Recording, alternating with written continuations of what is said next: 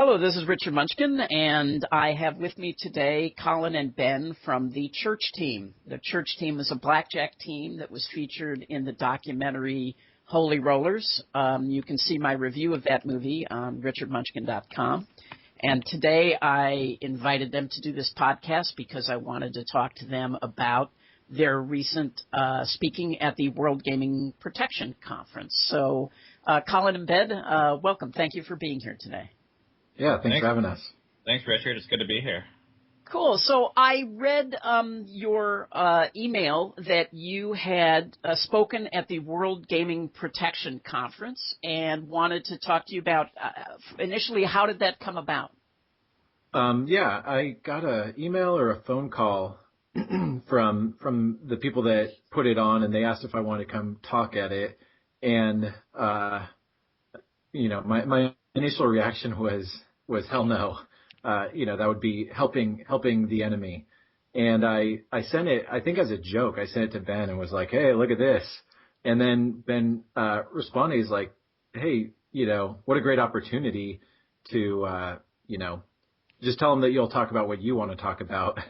And so I thought, well, there's not much risk in that. So I contacted them and said, hey, if I get to talk about whatever I want to talk about, then I'd be interested in coming. And they asked what that was, and I kind of alluded to the things that I wanted to talk about, and he said that would work, and so said sign me up. Cool. And were you on a panel with other people, or was it just the two of you talking? It was just me. It was Colin. Yeah. I thought Ben wasn't there. He was there, but I was the speaker. Yeah, I happened to be in Vegas at the same time, so I stayed an extra couple of days to hang out and to be a part of kind of the question afterwards. And I hung out at the conference and watched Colin speak. But Colin had one of the main keynote presentations. He did it solo for I think it was Tuesday, which was one of the main days of the conference. Okay. Now, in the email, I thought it said that Ben had some funny things to say, but I got the impression that you were speaking as well. But were those in the comments section, in the question and answer, or what was that about? Yeah, or did I just exactly sure what you're referring to, but I might have been referring to some of what Colin said. And then, yeah, there was a lot of kind of conversation that happened afterwards that I was a part of, and throughout the weekend, that might have been what I was referring to. Oh, okay. Yeah, it was actually pretty unique or even surreal that while we were there for a couple of days, people would come up to us and like they knew us because they did, and we'd never seen them in our life or never met them, but hey, I'm from such and such casino. I remember when you guys came through. Could I get a picture with you? So for a couple of days, we were having conversations with people that we were meeting for the first time, though they had known who we were for years. Yeah, it was a pretty wild experience altogether. That's funny. Blackjack players as rock stars. So what was the thrust of your speech? Yeah, I've already recorded what it was, and I posted it to YouTube, but it's taking YouTube several days now to process it and approve it. But so, I'll give you. That seems odd. Why is that? Is it because it's too long? Or I think it's because it's half an hour long, and I did it in high definition. I don't know. That's the only thing I can think of. But I'll give you the link to that whenever that's done being processed. But to me, there were kind of a couple main points. One was, I really introduced people to who we were outside of the casino world because there, for me, most of the people in my life don't understand this blackjack part of my life, and that's where the documentary was actually really fun and interesting experience where people could get a glimpse into that part of our lives. But then for people in the casino world, they don't. We're just these guys that come in and, make their life hell once a year or whatever. And so, trying to tell our story or my story in a more personal way.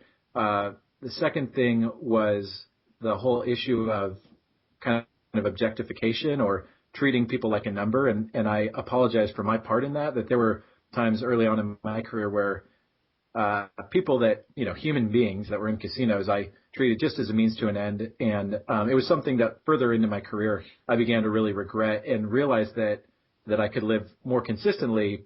I'd go home, be with my family, and treat people with respect. In a casino, they were, people that I had ill will towards and treated poorly.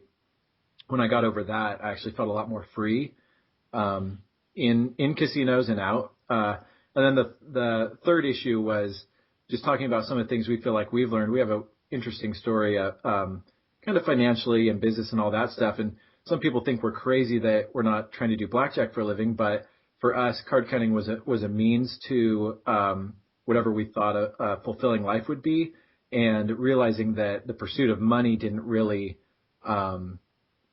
wasn't the goal. Talking about that, which I expected to be pretty unpopular. Wasn't a good goal, at least.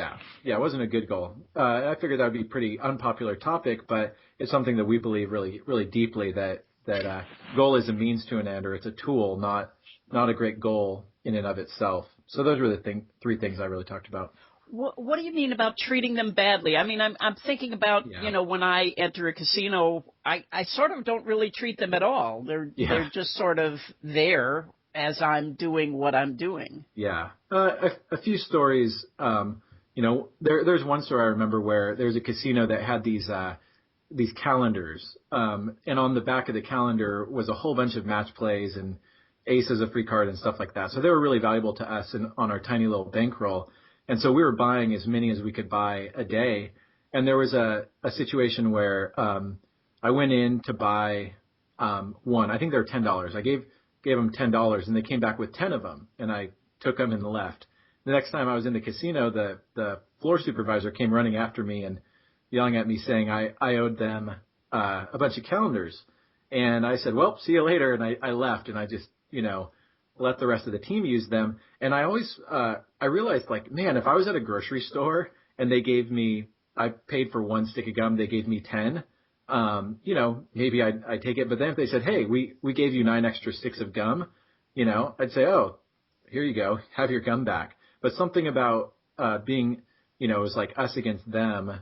I didn't live the same way I would live the rest of my life. And that was something I regretted. That's one small example. You know what? I think I've experienced the same thing. If I were, say, in the bank and I had cashed a check for $1,000 and the teller inadvertently gave me $2,000, I absolutely would say, hey, you gave me too much. Whereas in the casino, if I bought in for $1,000 and the dealer gave me $2,000, I absolutely would keep those chips. And life is a series of gray areas. I don't know how we each have to reconcile why that's okay. But yeah, it's an interesting area. I think for us, Richard, this panned into everything that happened from the second we stepped foot in a casino. We were there to make money, and because of the adversity between the casino card counter advantage player relationship, is we basically looked at every dealer, every pit boss, and kind of by proxy surveillance personnel as just a means to an end, or just an obstacle to overcome. Which there is some truth to that in terms of, it was a cat and mouse game and they did make our job more difficult and things like that. But I think because of our mindset, it actually caused us to live a completely disintegrated life from something that we're proud of. And we basically pursued money at the sake of relationships and people.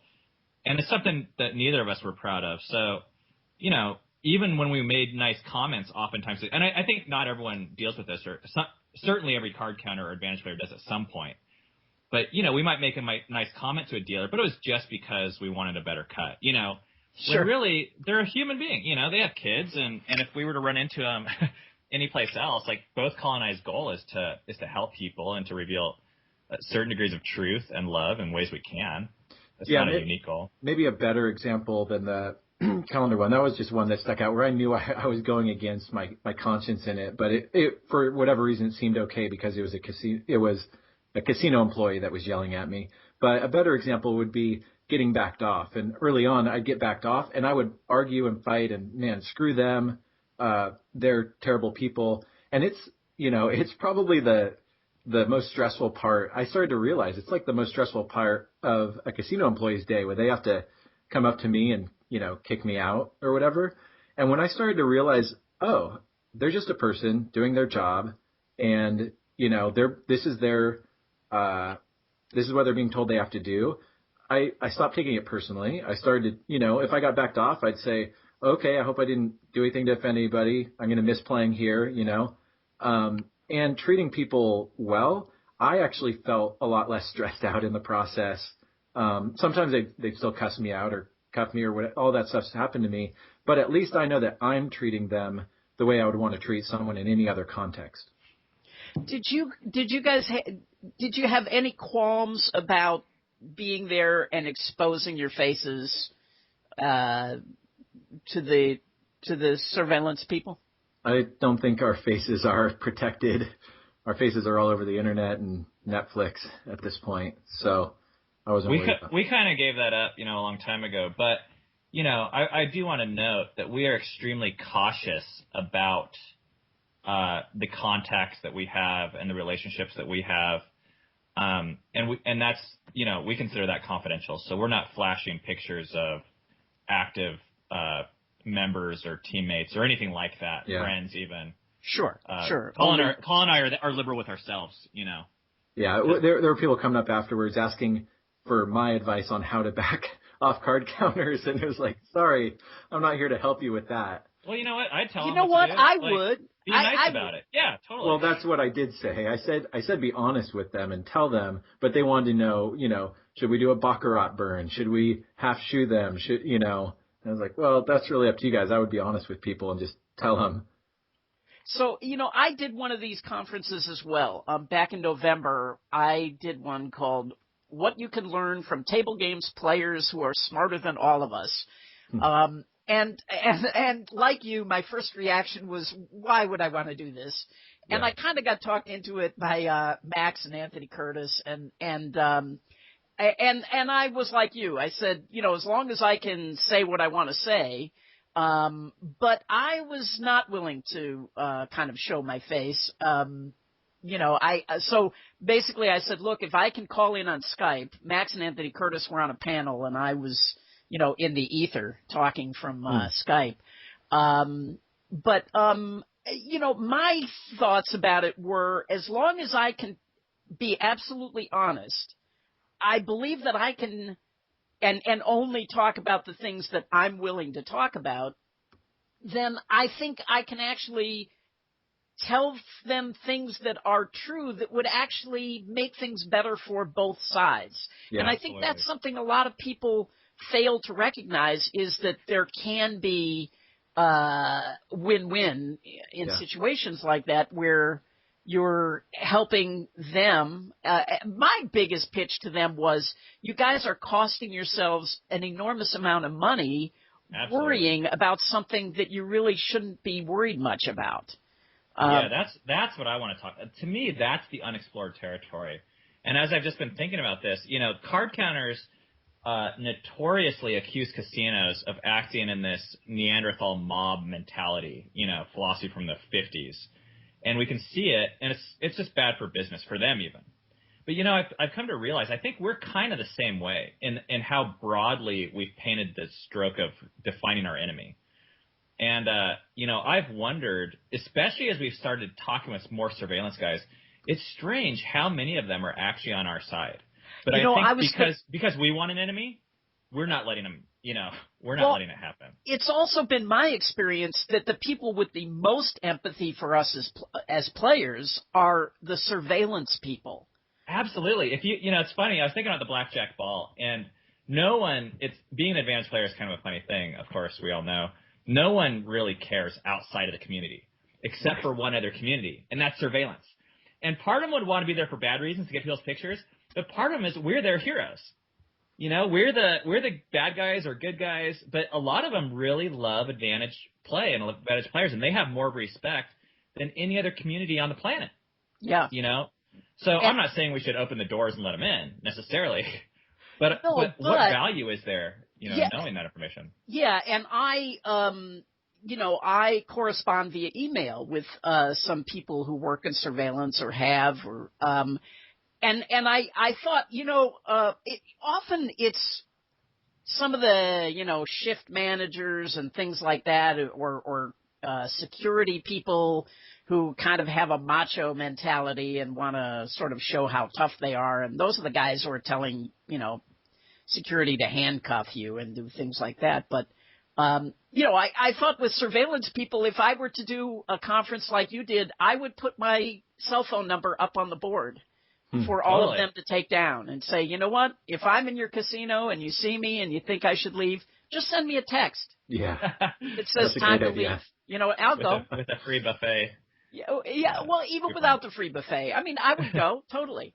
Well, and we had, this is an interesting situation that we had come up during our team, and we had a guy come up and talk to us afterwards. But while we were playing, there was a casino in the Midwest that we were using just to train players. So they're betting red chips, maybe spreading from 5 to 25. 100% no threat to the casino. And they were getting put in Griffin for doing that because of just who they were associated with. So finally, I call up the surveillance manager, and I say, come on, are you serious? Can't we work something out? And we actually developed a relationship, but in the course of it, she said, I can't do that because of the powers that be and because of what it would look like and this, that, or the other. And I was like, that is what a lose-lose, that we can't make a deal with the casino. And it's actually better for them if we kind of declare a truce and say, we're going to train, we're never go over $25.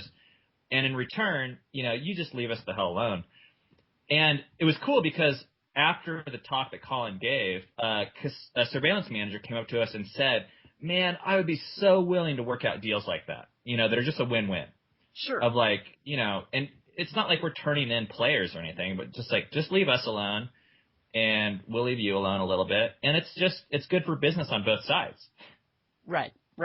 And the other point that I made when I talked at the conference was, you have to look at the player in total, not just what he does at the blackjack table, because there are blackjack players that maybe they're playing a winning game, maybe not, but okay, they move their bet with the count. But if you look at the rest of his action, does he go play craps? Does he go play slots? Is his wife on the slot machines? Yeah. And, to throw people like that out is insane. And another example that just reminds me of something out of the book Catch-22 or something, is the story of Casey who got barred for playing craps, won $1 million playing craps and got barred. And then Wynn said, you're welcome to come play here. And he basically lost almost all of it back. And you think about what those casinos cost themselves, barring a guy from playing craps. Yeah, absolutely. Yeah, and it's really just done for this mentality, of there's a lot of honor involved. And that's where I think the type of thought that we're going into in Blackjack Apprenticeship and just Colin and I personally is trying to think, we don't want to just be stuck in just the old way. I want to start to think about both spiritually and personally and professionally, how can we actually, where is the truth in this? Kind of like what you said. And one of the things that Colin shared at this talk, which was really cool, was we shared aspects of our team that we had never shared with anyone else publicly. And it wasn't because it was super off limits, just because a lot of people don't care or don't ask. But we figured these guys would.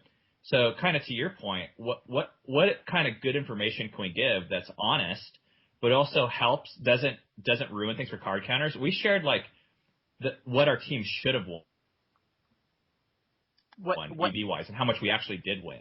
And it was shocking. Our team performed way under, like many other teams that I've heard of, performed way under what we should have done. And it was far less of a threat than what some of these surveillance guys or casinos saw or just normally see when they think card counter. They think, oh, we got this guy's a major threat. So in fact, can you share that with me today? Yeah, sure. It's also in the video thing that I did, but our team, according to EV, we should have won 12 million and we won between 3 and 4. And that was one of the interesting things, Tommy Highland said every major team he knows of underperforms. And, that was the stuff that would keep us up at night but the casino's just thinking we're this huge, or they're not thinking about that side. And then we played 500 casinos roughly. And so I thought it was fun to do the math that we actually we won about $1,000, something like $1,000 a day. But if you break it down to what we cost each casino a day, it was $3. Yes. And we're the most, maybe not the most, but one of the more feared card accounting teams when we were active. That's at least what we heard from surveillance people. Flyers are being sent around whenever we're in Vegas. And I was like, really? Because we're costing you less than your surveillance team's coffee budget? Right. Just to put things in perspective. And, another thing, this was like one of the most embarrassing as far as from managing the team, but it was like a third of our players didn't even make a profit. We had about a third of our players that kind of, they won as much as they cost in terms of their salary and traveling. And then a third, performed really well. And so even going back to that idea, they're kicking out, there are players on our team that weren't very good, that are getting kicked out just as much.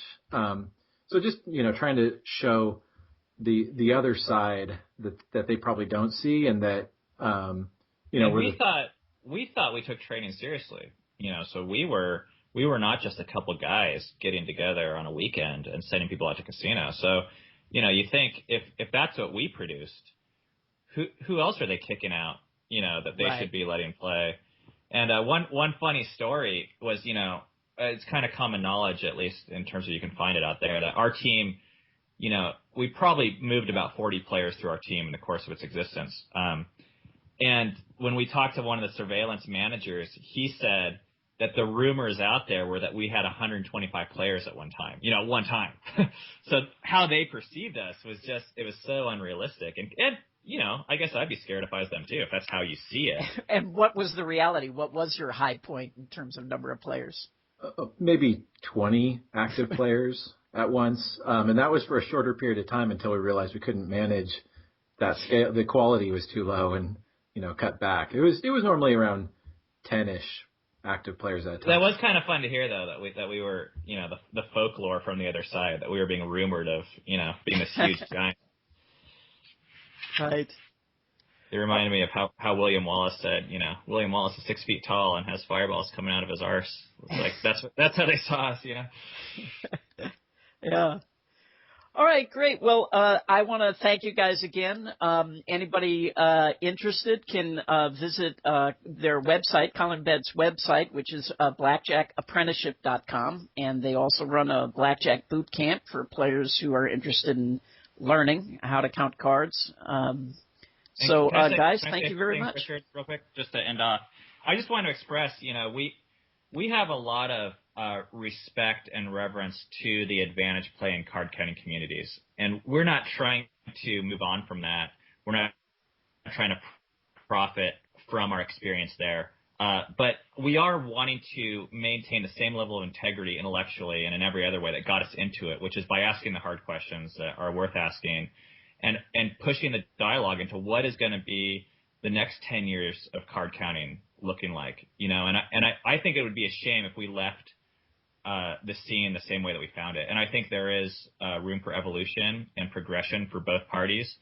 Our primary interest is in really, I hate casinos. Like we want to, this is in no way, people that know me, and that's why it gets so frustrating. I'm sure the types of comments that are made about this type of thing. So I just want to set that record straight and say a lot of the dialogue that we're starting, it's not that we've changed in that we're selling out. And anyone that has a question about that, they're welcome to come ask us, but we do want to push the conversation. So we appreciate that you're willing to engage in that.